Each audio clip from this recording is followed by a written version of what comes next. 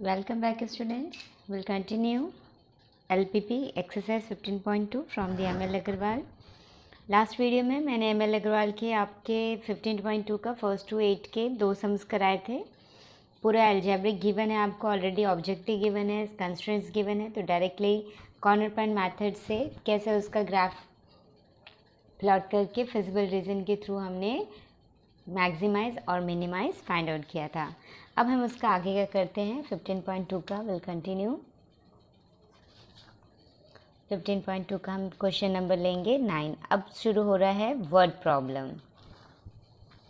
So first 9 sum says a manufacturer considers that men and women workers are equally efficient and so he pays them at same rate. Okay, कोई manufacturer है जो man worker और women worker को equally efficient समझता है और वो same पे करता है. Okay, he has 30 and 17 units of workers, male and female, and capital respectively, which he uses to produce two types of goods A and B. तो हम थोड़ा सा ना एक रफली कैलकुलेशन कर लेते हैं, ये आप शो कर सकते हैं एग्जामिनेशन में. ठीक है, that is A and B.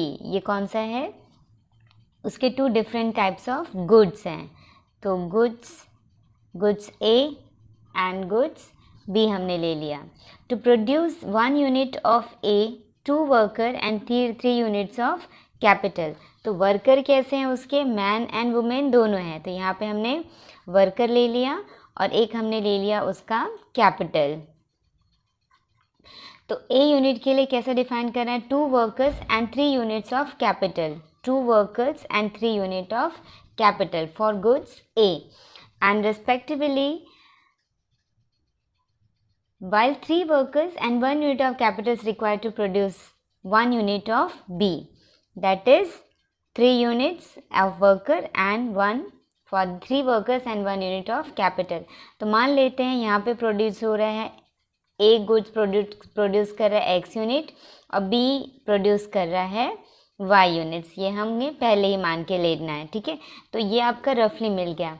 अब क्वेश्चन में क्या दिया हुआ है कि दे हैव, स्टार्टिंग में दिया कि इक्वली उनको दिया कि at the same rate he has 30 and 17 units of worker and respectively capital. तो ये दिया हुआ है, इससे ज़्यादा नहीं है, मतलब लेस देन और इक्वल टू उसके पास कितना है, 30 वर्कर्स हैं टोटल, मैन एंड वुमेन मिला के, और कैपिटल उनके पास कितने हैं, 17. तो लेस देन और इक्वल टू हमें क्या मिल जाएगा, 17 मिलेगा. Further than if A and B are priced at ₹100 and ₹120 per unit respectively. तो यहाँ पे हमें मिल रहा है ऑब्जेक्टिव, जो कि हमें मैक्सिमाइज या फिर मिनिमाइज क्या करना है. Let's see the last statement. How should he use his resources to maximize? Objective to maximize हमें करना है the total revenue from the above as an LPP and solve graphically. तो पहले LPP भी करना और graphically भी solve करना है. तो पहले LPP फॉर्म करते हैं. तो Z इज इक्वल टू क्या मिल रहा है, 100 units of A goods that is X and 120 units of B goods that is Y. तो ये हमारा क्या बन गया, subject to objective to maximize. अब यहाँ से हम कंस्ट्रेंट्स निकाल लेंगे. तो ये हमारे सब्जेक्टिव कांस्टेंट क्या मिल जाएंगे, that are first that is 2 unit of worker plus 3 unit of worker for the B goods is less than और इक्वल टू 30. कुछ भी कॉमन नहीं है तो इसको दे देंगे नंबर 1. एंड सेकेंड इक्वेशन क्या मिलेगा, 3 of X plus 1 of Y is less और equal to 17. That is equation number 2. और हमारा नॉन नेगेटिव रिस्ट्रिक्शन तो लेना है, ये हमने पहले एक्सरसाइज में भी देखा था वर्ड प्रॉब्लम में कि किस तरीके से हमें नॉन नेगेटिव रिस्ट्रिक्शन फॉलो करना है. तो रिस्ट्रिक्शंस हमें मिल गए हैं, that is X is greater than और equal to 0 and Y is greater than और इक्वल टू 0. ओके, तो ये आपको कॉन्स्टेंट्स में मिल गया. किसको मैक्सिमाइज करना है वो फंक्शन में मिल गया. बस अब इसको ग्राफिकली सॉल्व करके हमें कॉर्नर पॉइंट्स निकाल के उसका वैल्यू बताना है, मैक्सिमाइज बताना है. ओके, तो सबसे पहले अब इसकी वैल्यूज़ रखने के लिए मैं पहले इसको इनइक्वालिटी को इक्वेशन में कन्वर्ट कर रहे हैं ऐसे. 2x + 3y is equal to 30 और एक मिल रहा है 3x + y = 17। ये हमने फर्स्ट इस एक्सरसाइज के फर्स्ट वीडियो में हमने किया हुआ था, तो स्टूडेंट्स ध्यान से देखना उस वीडियो को, समझना। मैं फिर भी और भी क्वेश्चंस कर रही हूँ अभी यहाँ पे। जैसे यहाँ पे अगर x को मान लो मैंने 0 लिया तो ये पूरा 0 हो जाएगा, तो 30/3 मतलब कितना मिल जाएगा, सॉरी मैंने x को 0 लिया तो ये मिल जाएगा मुझे 10। ठीक है, x को मैंने यहाँ पे 0 रखा तो y मुझे मिल जाएगा 30/3 दैट इज़ 10। और यदि मैंने y को 0 रखा है स्टूडेंट तो 30/2 मतलब मुझे x मिल जाएगा 15। ठीक है, वैसे ही कुछ इसको सॉल्व करते हैं। x एंड y, अगर मैंने x को 0 रखा तो y तो मुझे मिल रहा है 17, और यदि मैंने y को 0 रखा तो x मुझे मिल रहा है 17/3। तो 17/3 अप्रॉक्सीमेट कितना मिल जाएगा, 5 पॉइंट समथिंग मिलेगा। ठीक है, तो वो हम कैलकुलेशन अभी इसको ग्राफिकली कर लेते हैं। और नॉन नेगेटिव कंस्टेंट्स का मतलब होता है कि ये हमें पॉजिटिव फर्स्ट क्वाड्रेंट में ही हमारी वैल्यू लाइज करेगी। ठीक है, तो इसका हम करेंगे ग्राफ रिप्रेजेंटेशन। सो ग्राफ बनाने के लिए इसकी रफली ग्राफ हम यूज़ करेंगे।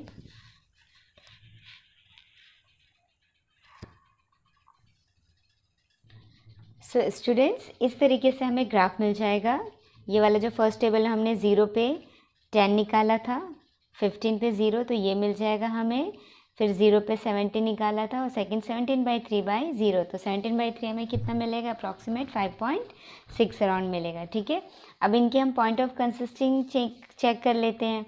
तो आपको पता है ना, इक्वेशन 1 में अगर आप 0 पुट करते हो, ठीक है, 0 0 आप पुट करते हो तो 0 < 30 है, तो ये केस क्या हो जाएगा, ट्रू हो जाएगा। तो शेडेड रीजन आपको नीचे की तरफ मिलेगा। ठीक है, सेकेंड केस में 0 < 17, ये भी हमारा केस क्या बन जाएगा, ट्रू बन जाएगा। तो ये भी हमारा क्या बन जाएगा, नीचे की तरफ।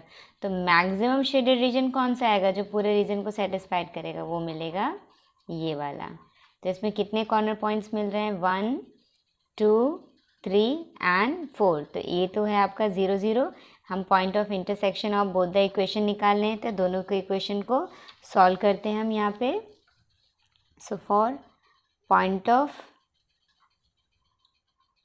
Intersection while solving 1 and 2 equation, क्या मिल जाएगा हमें, x = x की वैल्यू मिलती है हमें 3 और y की वैल्यू मिलती है हमें 8। ये दोनों इक्वेशन को साइमल्टेनियसली सॉल्व करेंगे, आपको मिल जाएगा। ओके, तो अब हम आते हैं हमारे कॉर्नर पॉइंट मेथड में। ये हमको क्या मिल रहा है, 3, 8। तो अब हम यूज़ करेंगे कॉर्नर पॉइंट्स मेथड। तो हमारा आ जाएगा यहाँ पे कॉर्नर पॉइंट्स कितने मिले हमें, 4। पहले ओरिजिन ले लेते हैं, फिर लेते 17/3, 0, फिर ले लेते 3, 8, फिर लास्ट में हमारा आ जाएगा ये वाला 0, 10। इसे कहाँ पे रखते हैं आपको पता है, लास्ट क्वेश्चन से हम प्रैक्टिस कर रही है z की वैल्यू पे। z हमें मिला हुआ है 100 of x + 120 of y। Okay, तो अब इसमें 0 0 रखोगे तो आपको पहला वैल्यू तो 0 मिलेगा। अगर आप सेकेंड पॉइंट रखते हो इसमें 17/3 और सेकेंड तो y 0 है, तो 17 में से अपॉन आपको 3 करना होगा, तो इट्स कम्स एज 566.7 अप्रॉक्सीमेट। और जब 3 और 8 रखोगे तो 3, ये हमें मिलेगा 1260, और जब 0 और 10 यहाँ पे रखेंगे तो ये मिलेगा 1200। तो वैल्यू क्या पूछा था हमें, मैक्सिमाइज। तो मैक्सिमम वैल्यू कौन सी मिल रही है स्टूडेंट, 1260। ठीक है, तो आप आंसर यहाँ पे लास्ट में आप आंसर लिखोगे, z is maximize at 3, 8 and value is maximize value is 1260।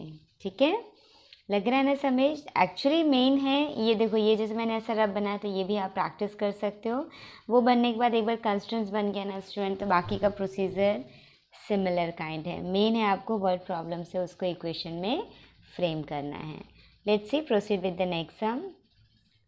Next sum है 10th one. Tensum says a manufacturer produces nuts and bolts. It takes 1 hour of work on machine A and 3 hours on machine B to produce a package of nuts. अभी question में कैसा है, nuts and bolts हैं, तो यहाँ पे हम ले लेते हैं nuts, मान लेते हैं कि वो x यूनिट प्रोड्यूस कर रहा है और bolts प्रोड्यूस हो रहा है y यूनिट, ठीक है, bolts प्रोड्यूसेस y यूनिट्स। और यहाँ पे हमारा कितना दिया हुआ है, मशीन का दिया हुआ है, मशीन ए और मशीन बी है, तो उसको हम अरेंज कर रहे हैं। 1 hour of worker on machine A and 3 hours on machine B, तो यहाँ पे 1 फॉर नट्स एंड 3 फॉर, ठीक है, नट्स प्रोड्यूस करने के लिए ए जो है 1 आवर स्पेंड कर रहा है, बी जो है 3 आवर्स ले रहा है। ही अर्न्स अ प्रॉफिट ऑफ ₹17.50 पर पैकेज, ओके, 17.5 पर पैकेज उसका प्रॉफिट है। Then on nuts and ₹5 per bolts है। How many packages each should be produce each day should as to maximize the profit he operates his machines for at most 12 hours a day. तो इसका second case ये है कि 3 hours for machine A and 1 for the bolts के लिए ये है। तो यहाँ पे दिया हुआ है हमारा नट्स के लिए कितना वो टाइम स्पेंड कर रहा है, ओवरऑल दिया हुआ है 17.5 rupees per package for the nuts and ₹7 for the package on bolts. तो हमारा जो कंडीशन बन रहा है जिसको हमें क्या करना है, मैक्सिमाइज करना है, तो मैक्सिमाइज के लिए हमारा वो क्या मिल रहा है, ऑब्जेक्टिव फंक्शन हमें ये मिलेगा z इज इक्वल टू 17.50 किसके लिए दिया था, नट्स के लिए, तो 17.50 x और बोल्ट्स के लिए कितना खर्च कर रहा है 7 ऑफ y। फिर यहाँ पे हमें ये कंडीशन और दी कि if you operates as machine for at most 12 hour, 12 hour से ज़्यादा वो ज़्यादा से ज़्यादा वो कितना आवर्स यूज़ कर सकता है, 12 से ज़्यादा नहीं, तो क्या हो जाएगा, लेसर देन और equal to 12 for the machine A and for the machine B as well. तो ये आपके दो मेन थे जो कंस्ट्रेंट्स निकालने थे। ऑब्जेक्टिव तो आपको इजी है, तो हमारा कंस्ट्रेंट्स क्या क्या बन जाएगा स्टूडेंट्स, कंस्ट्रेंट्स बन जाएगा 1 of X plus 3y lesser than और equal to 12, number 1, and second बन जाएगा 3 of X plus 1y is lesser than और equal to 12, 0, and non negative restriction is compulsory, X and Y both are greater than और equal to 0। तो इसको table में आपको plot करना है, कर सकते हैं, इजी है, यस, तो आप उस तरीके से आप सॉल्व करना। चलो हम आगे करते हैं, देखते हैं कि कितने क्वेश्चंस मैं आप लोगों के लिए ऐसा अलजेब्रिक फॉर्म में कन्वर्ट करके छोड़ रही हूँ और कौन से question will do will see, okay. 11th sum, a small firm manufacturers gold rings and chains. The combined number of rings and chains manufactured per day is at most 24. It takes 1 hour to make a ring and half an hour for a chain. The maximum number of hours available per day is 16. If the profit on a ring is ₹300 and the chain is ₹190, how many of each should be manufactured daily so as to maximize the profit? तो हम मान लेते हैं, क्या मान लेते हैं कि let x यूनिट्स फॉर, किसके लिए मान लें हम, रिंग के लिए मान लेते हैं, and y units for chain के लिए मान लेते हैं, ठीक है। तो एज पर द क्वेश्चन यहाँ पे भी आप उसका रफ डायग्राम बना सकते हो, डायरेक्ट भी कर सकते हो, एज यू विश, जैसा आपको करना है आप उसके हिसाब से इसको कन्वर्ट कर सकते हो। इसका रफ देखना चाहें तो इसका रफ यूज़ कुछ इस तरीके से हम कर सकते हैं, यहाँ पे ले लेते हैं रिंग और यहाँ पे ले लेते हैं चेन, और इनको बनाने के तरीके कैसे हैं, पहले तो टाइम दिया हुआ है, डे के अकॉर्डिंगली दिया हुआ है, और एक हमारा दिया हुआ है उसके टाइम के अकॉर्डिंगली हमें दोनों को सॉल्व करना है। तो रिंग के लिए दिया है, फर्स्ट केस दिया हुआ है कि the combined number of chains, मतलब मान लेते हैं कि ये x यूनिट ऑफ रिंग है और ये y यूनिट ऑफ चेन है, तो उनको एग्जैक्टली कितने आवर्स लग रहे हैं, एट मोस्ट मतलब 24 से ज़्यादा नहीं लगेंगे, ज़्यादा 24 नहीं लग रहे हैं। And it takes 1 hour to make a ring and half an hour to the chain. तो इसको एटमोस्ट टाइम कितना लग रहा है, that is 16 per hour per day के हिसाब से। The maximum number of hours is available per day is ₹16 in the second case. तो हमें इसका प्रॉफिट बताना है, तो हम निकालते हैं इसका maximize. So will write as the objective function which we need to, यहाँ पे भी मैक्सिमाइज का ही क्वेश्चन है। तो z इज इक्वल टू हो गया है 300 for the ring and 190 for the chain. Okay, तो ये हमारा रिंग का हमारा जो कंडीशन था उसके अकॉर्डिंग ये हमारा ऑब्जेक्टिव मिला। अब हमारे केस के अकॉर्डिंगली हम कॉन्स्टेंट्स बना लेंगे। तो ये पहला केस के अकॉर्डिंग हमारा x plus y less than और इक्वल टू 24 बनेगा, ये number 1। And second x plus half of y is less than और equal to 16 our.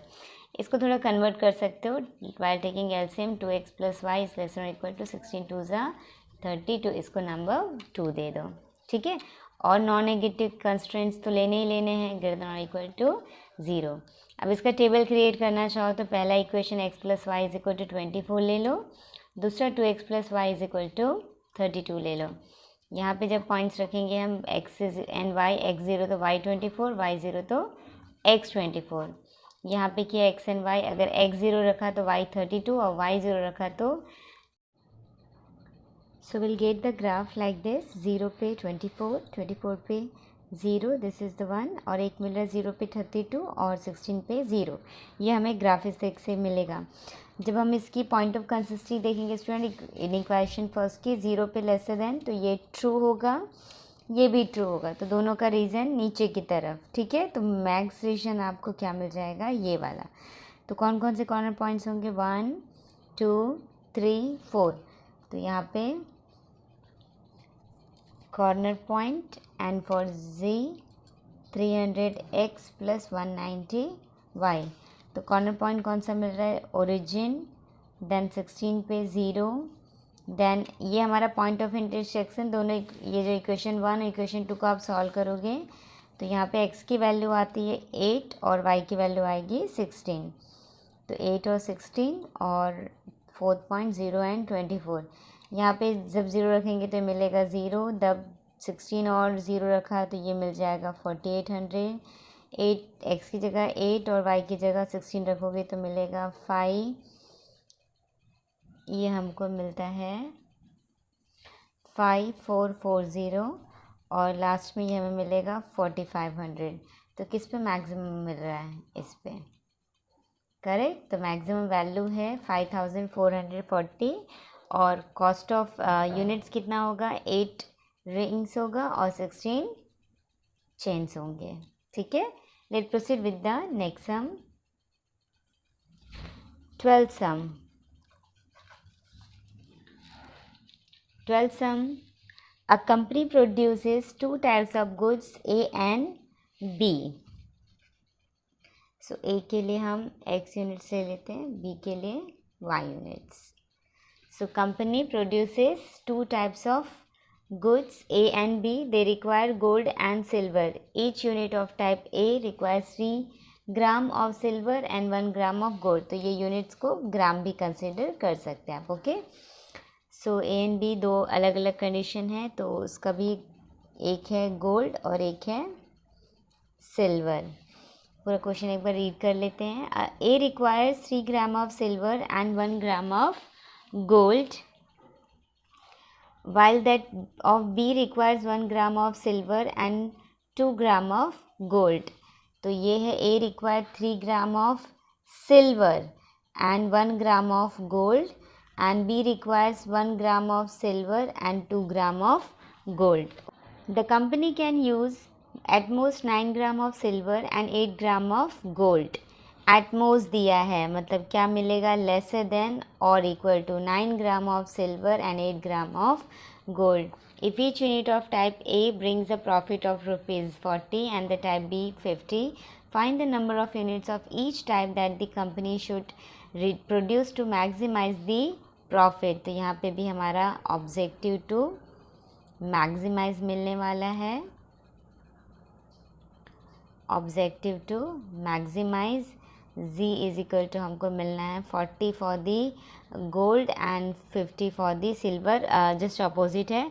40 for the हमारा किसके लिए मिल जाएगा, एक्स यूनिट ए के लिए, और 50 हमारा टाइप बी के लिए है। So find the number for the maximize. तो ये हमारा मैक्सिमाइज मिल गया। अब इसके कंस्ट्रेंट्स भी इजी हैं, सिर्फ आपने कंडीशन रख दी तो ये क्या मिल जाएगा, x + 2y is less than और इक्वल टू 8, एक मिलेगा 3x + y is less than और इक्वल टू 9, ठीक है। और आपको non negative restriction x greater than और equal to 0 and y greater than और इक्वल टू 0। सो इस तरीके से इस क्वेश्चन को आप कंप्लीट कर सकते हो, ठीक है। Let's C the 13th one, जहाँ पे मुझे लगेगा कि बताना है कुछ अनबाउंडेड रीज़न मिल रहा है, क्योंकि अनबाउंडेड रीज़न वाले मैंने एक भी क्वेश्चन नहीं बताए हैं। सो विल सी अनबाउंडेड जो भी आएगा तो I will definitely solve. 13 question says a factory manufactures 2 types of screws A and B, each type of requiring the use of 2 machines, an automatic and a hand operated। A और B है, एक है automatic machine है और एक के लिए है हैंड ऑपरेटेड मशीन है, okay. So it takes 4 minutes on the automatic and 6 minutes on the hand operated machine to manufacturing a package of screw A। तो A के लिए जैसे X unit as it is, और इसके लिए हम ले लेते हैं Y यूनिट्स।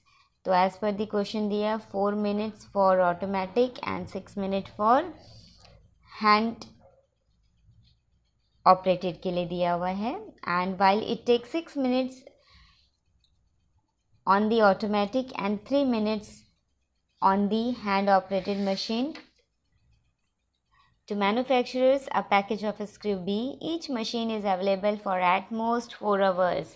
सबको 4 hours का टाइम मिल रहा है और ये कैलकुलेशन दिया है मिनट्स का, तो ये 4 hours का स्टूडेंट, इसको मिनट में कैलकुलेट कर दोगे तो कितना हो जाएगा, मल्टीप्लाई बाय 60, तो ये हो जाएगा 240 मिनट्स, ठीक है। वैसे ये भी है सेम, सेकंड वाला भी केस भी 4 hours के लिए, दोनों के लिए एटमोस्ट दिया हुआ है, तो ये भी हमको मिल जाएगा 240, okay.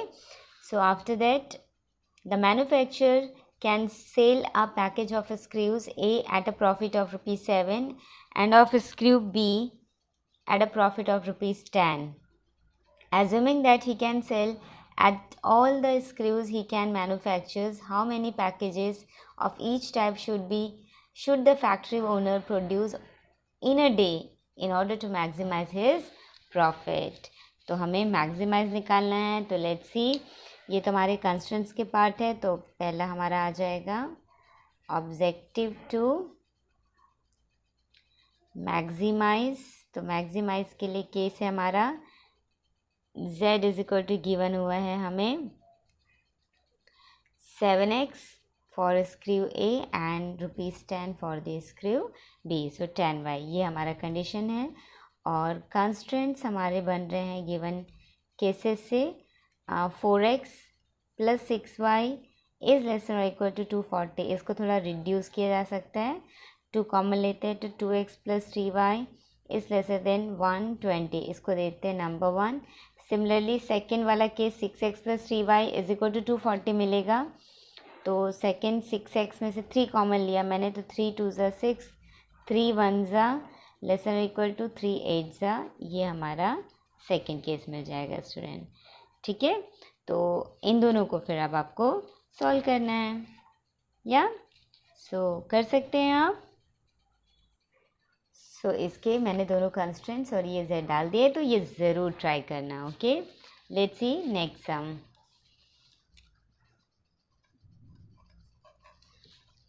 14 sum says a dealer in rural area wishes to purchase a number of viewing machines. He has only ₹57,600 to invest and has space for at most 20 items. An electronic swing machine cost him ₹3,600 and a manually operated swing machine ₹2,400. He can sell an electronic swing machine at a profit of ₹220 and a manually operated sewing machine at a profit of rupees 180. Assuming that he can sell all the items that he can buy, how should he invest his money in order to maximize his profit? Make it an LPP. आपको question समझ में आ रहे हैं? किस तरीके के question हमारे इसमें दिए हुए हैं ना, किस तरीके के वर्ड्स प्रॉब्लम है जिसको हम LPP के थ्रू ईजिली वे में सॉल्व कर सकते हैं ना। तो यहाँ पे हम ले रहे हैं हमारा इलेक्ट्रॉनिक मशीन और एक मैनुअल मशीन। तो लेट्स सी, इलेक्ट्रॉनिक मशीन है हमारा एक और एक है मैनुअल मशीन, ठीक है। सो दोनों में हमारी कंडीशंस अलग अलग गिवन है, उसके हिसाब से हम इसको अरेंज कर सकते हैं। सो यहाँ पे हम मान लेते हैं कि x यूनिट हमने लिया है for electronic machine and y unit हमने लिया फॉर द मैनुअल मशीन, ठीक है। तो दोनों के हिसाब से हमारा केसेस कैसा बन रहा है? First of all, he has only 57,600 to invest, has a space of at most 20 items. So total items उसके पास है 20. So therefore x plus y क्या हो जाएगा? lesser than or equal to 20. ये नंबर 1. फिर है हमारे पास 3600 of electronic machine and manually का हमारे पास है 2400. So 3600 of x rupees and for this one is 2400 of y. इसका टोटल कॉस्ट कितना पड़ रहा है? 57,600 रुपीज़। यहाँ से पहले तो आप 2 ज़ीरोज़ कैंसिल कर दो, फिर किससे चला जाएगा? ये 12 से चला जाएगा। 12 3 12 2 इज़ लेस देन और इक्वल टू 12 4 एंड 12 8। तो ये हमें मिल जाएगा नंबर 2, ओके। और क्या केस दिया हुआ है कि बस ये, और इसमें हमारा ये 2 यूनिट्स दिए हुए हैं, नॉन नेगेटिव कंस्ट्रेंट्स के हमारा x और y दोनों ग्रेटर देन और इक्वल टू 0 मिलेगा। और इसके प्रॉफिट को हमें मैक्सिमाइज़ करना है, तो मैक्सिमाइज़ करने के लिए हमारा ऑब्जेक्टिव बन जाएगा z, जो दिया है 220 for x and how much for 180 for y। तो सब मिल गया आपको, कंस्टेंट्स मिल गया आपको, ऑब्जेक्टिव मिल गया। तो now you can plot the graph and you can do it. ये भी आपका बाउंडेड रीजन नहीं आएगा, तो you can go head for that. Students, for 15 number and 16 number आप ज़रूर से ट्राई करना, ऐसा बना के देखना जैसे रफ हमने पहले के क्वेश्चंस बनाए हुए हैं। डायरेक्ट भी आप कर सकते हो, 15 एंड 16 करना। अगर नहीं बनता है तो कमेंट बॉक्स में ज़रूर लिखना, I will help you. I know that कि शायद अभी आप अपनी प्रैक्टिस स्टार्ट कर चुके हैं, as your board has started already. तो 28 के बाद again we have the time, as you opted applied mathematics. तो अप्लाइड मैथमेटिक्स हमारा 7 जून का है। तो 28 के बाद भी आप देख के कुछ भी आपको लगता है तो मुझे ज़रूर कमेंट बॉक्स में बताना, ठीक है। लेट्स सी, हम अभी करते हैं 17th number. 17 says a cottage industries manufactures pedestal lamps and wooden shades. Both products require machines time as well as craftsman's time in making. The number of hours for producing one unit of each and corresponding profit is given in the following table. हमको given है item, machine time, craftsman's time and the profit. So pedestal time इनका दिया हुआ अलग अलग। So in a day the factory has availability of not more than 42 hours of machine time and 24 hours of the craftsman's time. ये नीचे case दिया हुआ है। Assuming that all the items manufactured are sold, how should the manufacturer schedule his daily production in order to maximize the profit? Formulated and LPP में solve करना है। तो सबसे पहले यहाँ पे मैक्सिमाइज़ का ले लेते हैं, क्योंकि प्रॉफिट जो दिया है वो हमारा मैक्सिमाइज़ की कंडीशन है। तो Z हमारा हो जाएगा, मान लेते 30 फॉर हमारा किसके लिए हो जाएगा? पेडेस्टल लैम्प के लिए। और वुडन शेड के लिए हम ले लेते हैं हमारा Y, तो ये हमारा हो जाएगा 20 ऑफ Y स्टूडेंट्स, ठीक है। So after that will do it this one. So हमारा कंस्ट्रेंट है, टेबल आपकी बुक में दिया हुआ है, तो टेबल से जाना। पहले हम ले सकते हैं मशीन टाइम लेते हैं हम। मशीन टाइम हमारा कितना दिया हुआ है? मैक्सिमम दिया है 42 आवर्स। तो 1.5 for the pedestal and 3 hours for the wooden is less than और इक्वल टू क्या मिल जाएगा 42। थोड़ा सा इसको इजी हम कर सकते हैं क्या, यस 3 से डिवाइड कर देते हैं तो ये हमें मिल जाएगा 3 5 ज़ा 3 1 ज़ा एंड 3 14 ज़ा, इसको नंबर 1 देते हैं। एंड सेकंड हमारा है क्राफ्ट्समैन टाइमिंग हमें गिवन है, मैक्सिमम हमको गिवन है 24 hours. So 3 hour for pedestal and 1 hour for wooden sheet is less than और इक्वल टू 24। ओके, सो यहाँ से कुछ लिया नहीं सकते, ये हमारा नंबर 2। तो अब 2 कंस्ट्रेंट्स हैं, जी है, तो इसको भी आप ग्राफिकली सॉल्व कर सकते हो। 18 भी क्वाइट इजी है। Let's see, I will help you for the now 19 some.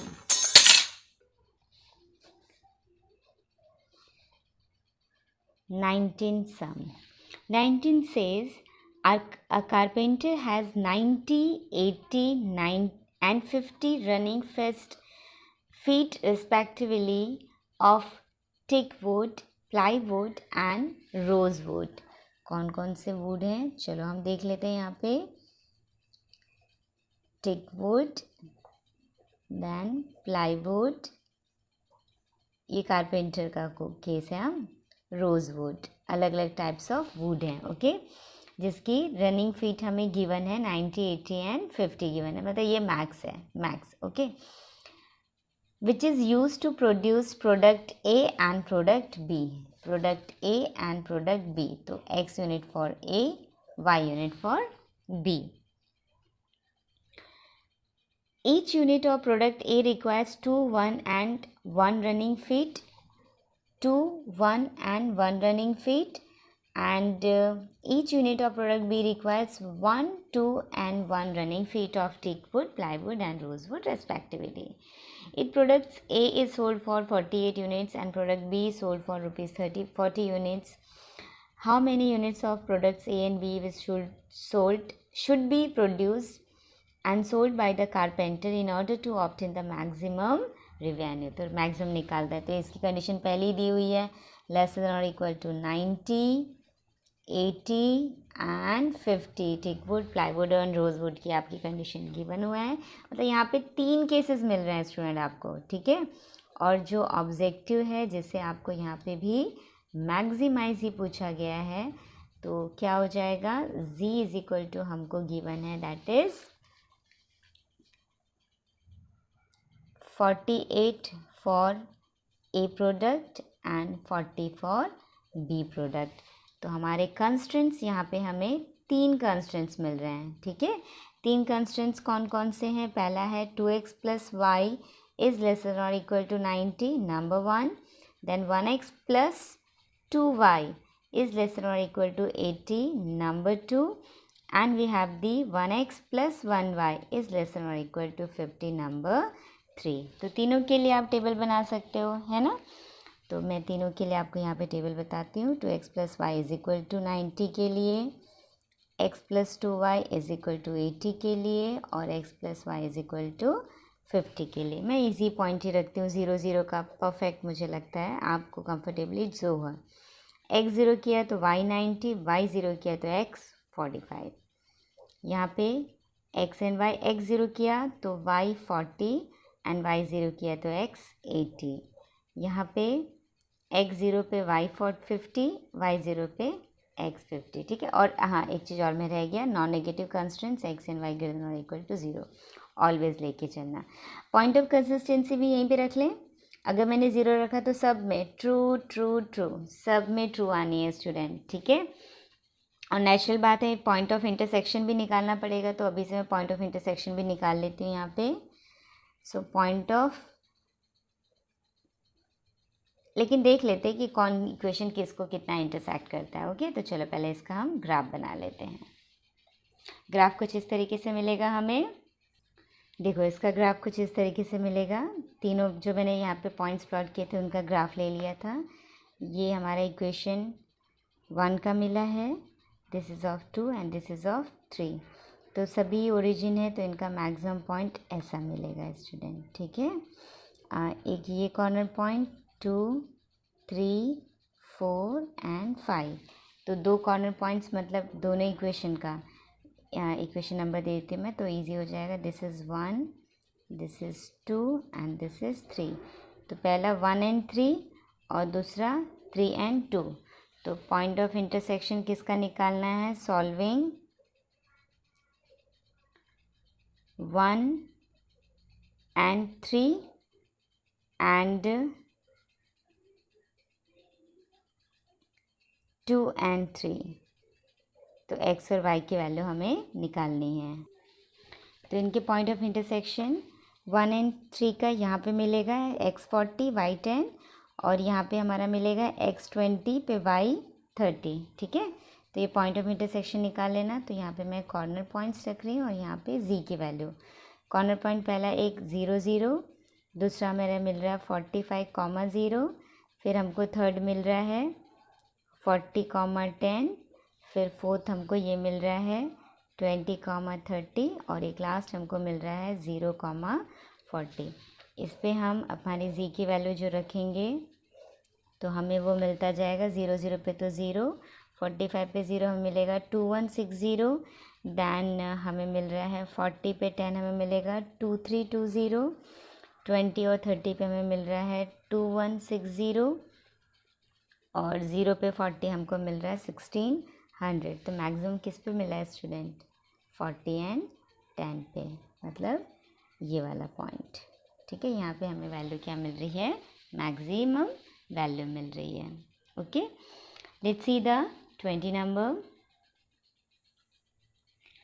A diet is to contain at least 80 units of vitamin A and 100 units of mineral. Two foods F1 and F2 are available, costing ₹5 per unit and ₹6 per unit respectively. One unit of food F1 contains 4 units of vitamin A and 3 units of mineral, whereas 1 unit of food F2 contains 3 units of vitamin A and 6 units of mineral. Formulate this as a linear programming problem. Find the minimum cost of diet that consists of mixtures of these two foods and also meets minimum nutritions required. Okay, तो let's see. यहाँ पे हमारा condition पहले हम लिख लेते हैं, objective भी दिया हुआ है तो फटाफट ऑब्जेक्टिव भी लिख लेते हैं। तो ऑब्जेक्टिव 2 हमें फाइंड आउट करना है मैक्सिमाइज। तो Z हमारा हो जाएगा that is 5 for first vitamin A ले लेते हैं, और Y फॉर दी मिनरल, तो ये हमें दिया है 6 of Y, 5 of X per unit and 6 of Y respectively हमको गिवन है। अब इसके कंस्ट्रेंट्स जो बनाने हैं, तो कंस्ट्रेंट्स A के लिए मैं ले लेती हूँ, सपोज़ ये हमारा है फूड F1 दिया हुआ है और फूड F2 दिया है ना, जिसके लिए हम X और Y कंसिडर कर रहे हैं। तो ये हमारा फर्स्ट विटामिन A और ये हमारा दिया है मिनरल। तो विटामिन A के लिए हमारा पहला कंडीशन क्या गिवन है? ये गिवन है हमें 4 units for vitamin A food 1 and minerals for 3, and food 2 के लिए 3 vitamin A and 6 units of mineral. And the condition given है diet is contents at least, मतलब कम से कम 80, ज़्यादा ज़्यादा कुछ भी, तो 80 ग्रेटर देन और इक्वल टू 80 हो सकता है। एंड मिनरल के लिए दिया हुआ है 100 यूनिट्स एटलीस्ट होना चाहिए, तो 100 से ज़्यादा भी हो सकता है। तो यहाँ पे हमारा जो कॉन्स्टेंट बन रहा है वो अब कंडीशन चेंज हो गई। अभी तक आपने सारे लेस देन वाले कर रहे थे, अभी आपको आ गया है ग्रेटर देन और इक्वल टू 80 के लिए। तो ये नंबर 1, और second 3x + 6y greater than और इक्वल टू 100 नंबर 2 के लिए। तो आपको पहले ही दिख रहा है कि 0, 0 रखोगे तो ये भी फॉल्स मिलेगा और ये भी फॉल्स मिलेगा, तो रीज़न समझ में आना चाहिए, अनबाउंडेड जाने वाला है। ओके, तो चले पहले टेबल क्रिएट कर लेते हैं हम। 4x + 3y is equal to 80, और यहाँ पे ले लेते हैं 3x + 6y is equal to 100। x and y, अगर x मैं यहाँ पे 0 रखती हूँ तो y मुझे मिलने वाला है 80/3, स्टैंडर्ड ही रख लेते हैं, कोई दिक्कत नहीं है। और यदि हमने y 0 रखा तो x इज इक्वल टू मुझे मिलने वाला है 20। ठीक है, y 0 रखा तो x मुझे मिलने वाला है 20। यहाँ पे क्या मिल जाएगा x एंड y, x 0 पे y हमारा 100/6, तो 100/6 2 से कैंसिल किया जा सकता है, 2 5 50/3, और y 0 रखा तो ये मिलेगा 100/3। ठीक है, विल सी द पॉइंट्स कैसे आ रहे हैं, बाद में उसको प्लॉट अब हम करते हैं ग्राफ में। तो ग्राफ कुछ इस तरीके से मिलेगा। और एक चीज़ और, यहाँ पे नॉन नेगेटिव रिस्ट्रिक्शन रखना ज़रूरी है। Let's see the graph for this. So student, graph will get like this way. अब दोनों ही फॉल्स है तो इसका भी शेडेड रीजन ऊपर जाएगा, इसका भी शेडेड रीजन ऊपर। तो ओवरऑल देखा जाए तो रीजन क्या मिल रहा है इस तरीके से, मतलब ये रीजन है अनबाउंडेड रीजन हमें मिल रहा है। तो अनबाउंडेड रीजन के लिए हमारा क्वेश्चन हमने किया हुआ है कि अब हमें देखना है कि जो कॉर्नर पॉइंट्स हैं उसके लिए z की वैल्यू कहाँ पे मैक्सिमम मिल रही है। तो ये 3 पॉइंट्स मिल रहे हैं, कौन कौन से पॉइंट्स मिलेंगे, 1 2 एंड 3, ये हमारे 3 पॉइंट्स हैं। तो पहला पॉइंट हम लिख लेते हैं, दिस वन 100/3, 0, ये हमारा पॉइंट ऑफ इंटरसेक्शन अभी हम निकाल लेते हैं। So will find here point of intersection of both the question. So will get solving 1 and 2। So x is equal to हमें मिल जाएगा, सो यहाँ पे x की वैल्यू हमें मिल रही है स्टूडेंट, दोनों इक्वेशन को सॉल्व करके yx 12 and y is equal to हमको मिल रहा है 32/3। ठीक है, तो नेक्स्ट हमारा पॉइंट हो जाएगा 12, 32/3, और एक पॉइंट हमें मिल रहा है 0, 80/3। तो सबके लिए z की वैल्यू निकाल लेते हैं हम। यहाँ पे हमारी वैल्यू मिल रही है 166.666 अराउंड मिल रही है, यहाँ पे मिलेगा 124, और यहाँ पे हमको मिल रही है वैल्यू 160। ठीक है, तो सबसे मिनिमम किस में हमें ऑब्जेक्ट को क्या करना था, इस क्वेश्चन में हमें यहाँ पे मैक्सिमाइज नहीं मिनिमाइज था स्टूडेंट, हाँ मिनिमाइज था। तो मिनिमाइज के लिए हमारा सबसे मिनिमम वैल्यू कौन सा है, ये वाला है मिनिमम। तो अब मिनिमम तो है, लेकिन अब क्योंकि अनबाउंडेड रीजन है तो मिनिमम कैसे दिखाएंगे, तो हम मिनिमम के लिए हमारा ये वैल्यू सबसे लोएस्ट वैल्यू है, तो हम z की वैल्यू को क्या लिखते हैं, z लेसर देन 124 हम लेके चलेंगे। ठीक है, तो z हमारा क्या है, अब 5x + 6y लेसर देन 124 को हम प्लॉट करेंगे ग्राफ में। तो देखते हैं कि कैसा हमें मिलता है। तो इसके लिए भी सेम वैसे ही पॉइंट जैसे पहले ही लिए थे, अगर x 0 रखते हैं तो y इज इक्वल टू मिल जाएगा 124/6 करेंगे तो मिल जाएगा। तो यहाँ पे जब x 0 रखते हैं तो y हमें मिलेगा 124/6, तो 62/3 कर लिया 2 से डिवाइड करके, और जब हमने y 0 रखा तो 124/5, तो 62/3 की वैल्यू हमें मिलेगी 20.6 अराउंड। ठीक है, मतलब ये हो जाएगा यहाँ पे कहीं पे आएगा, ओके, और ये हमारा हो जाएगा अराउंड 24 पॉइंट, मतलब यहाँ कहीं पे मिलेगा स्टूडेंट। तो इसको याद रखना, ये स्ट्रिक्ट इनइक्वालिटी है, स्ट्रिक्ट लेसर देन की वैल्यू है। तो जब इसको आप ग्राफ में डालोगे तो ये कैसा मिलेगा, इसको डॉटेड में डालना, z की वैल्यू को हमेशा डॉटेड में डालना। तो आपको दिख रहा है कि ये वाली जो ग्राफ है ये बाउंडेड जो अनबाउंडेड रीजन है उसको ओवरलैप करी ही नहीं। तो आप क्या लिखोगे, there is no common points, there is no common points in the physical region, therefore ये जो 124 पे था इसलिए z हमारा क्या होगा, मिनिमम होगा at 124 for x is equal to 12 and y is equal to 32/3 के लिए। ठीक है, तो इस तरीके से हम अनबाउंडेड रीजन के क्वेश्चन को अटेम्प्ट करते हैं। ठीक है।